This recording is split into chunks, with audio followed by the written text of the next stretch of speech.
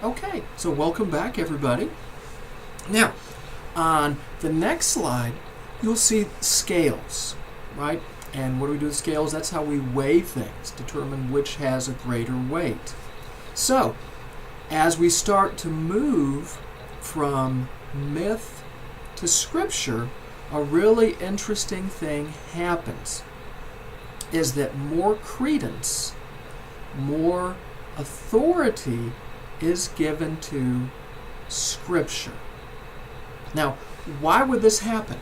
Why would, within a relatively short time frame, 1 or 2 decades, as Scripture starts, as things start to be written down and Scripture starts to be formed, why would more authority, more credence be given to Scripture instead of these myths that people had believed, and sometimes with some of these myths, for hundreds and hundreds and hundreds of years? Well, an interesting thing happens when something is written down, right? When something is written down as opposed to the oral tradition. When something is written down, it doesn't change. Wow. And believe it or not, people don't like change. People don't. For example, when there's a new president elected, people don't, there's a lot of static, a lot of unsettledness.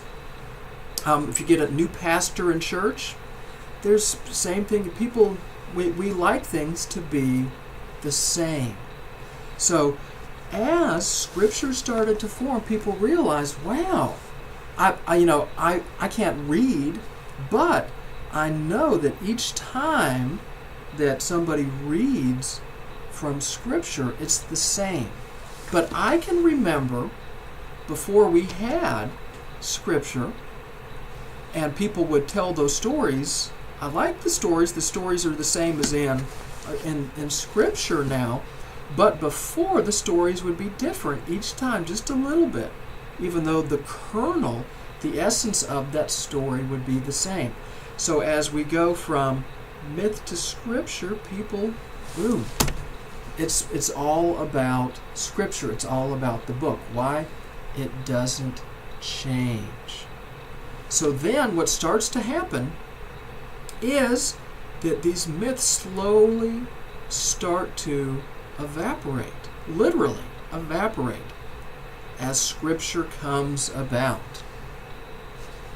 Now, the next slide has a whole bunch of content, so we're going to kind of slow down and talk about this as we talk about moving from myth to Scripture. And the first term that we're going to tackle is canon, C-A-N-O-N. Now you'll notice that canon is spelled a little bit differently than cannons that are used on the battlefield. What is a canon? What a canon is, it's an agreed upon, finalized text. An example of a canon would be this. An example of a canon would be this.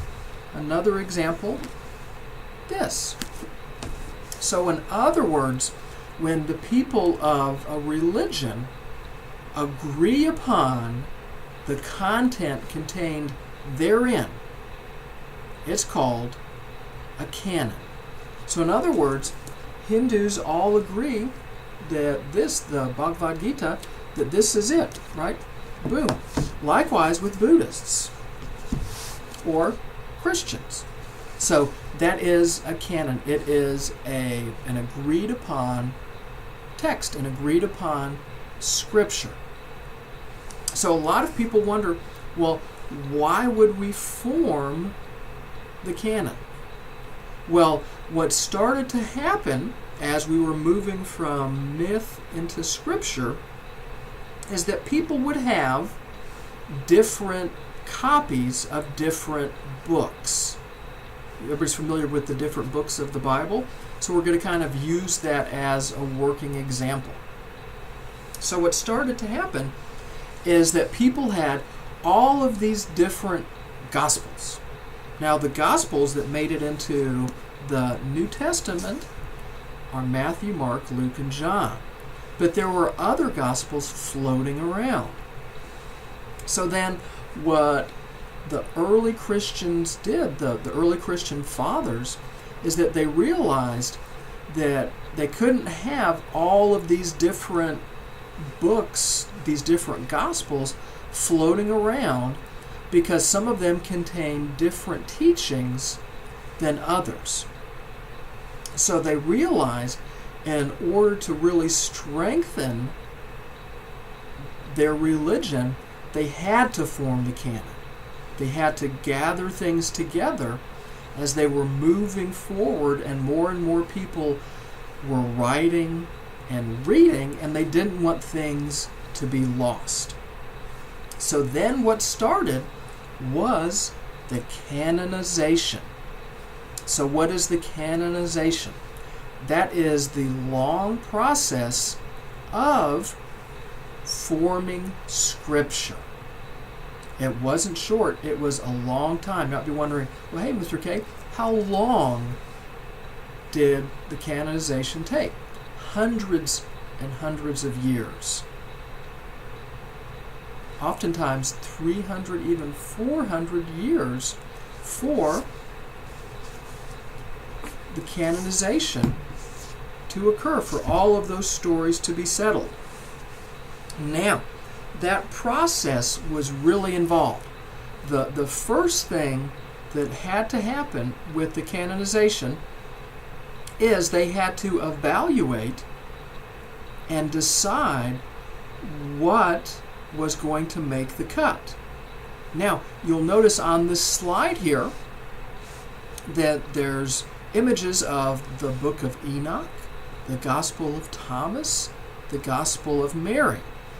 Now, those characters, those figures are found in the Bible, but those books are not. Now, a lot of people go, wow, why is that?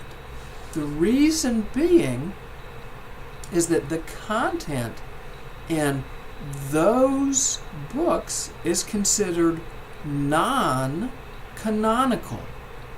In other words, it didn't make the cut. So you might be, wow. So that would raise the question, well, why would something not make the final cut and be included into the canon? And the reason is simple. Because in those non-canonical books, there were teachings that were not considered to be part of that religion.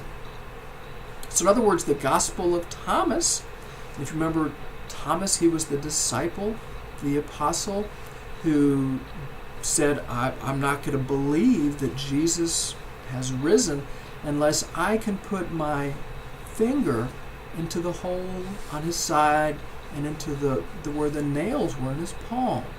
And then Jesus let him do that, and then Thomas believed.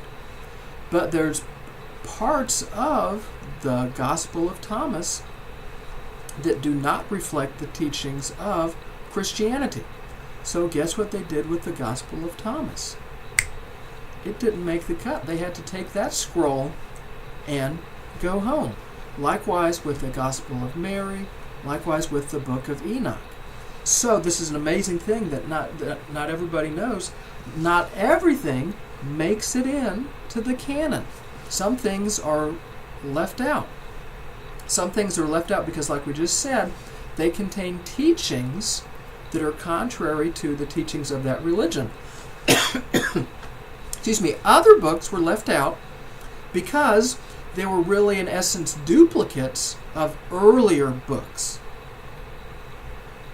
And then people did not want a bunch of duplicated texts contained in Scripture. So this is why, if you've ever gone through, and again we'll use Christianity as an example, this is why if you've ever read the four Gospels, Matthew, Mark, Luke, and John, you'll go through and you'll notice that the basic story is the same, but each Gospel contains some variations, almost like a different view, a different perspective of the gospel message.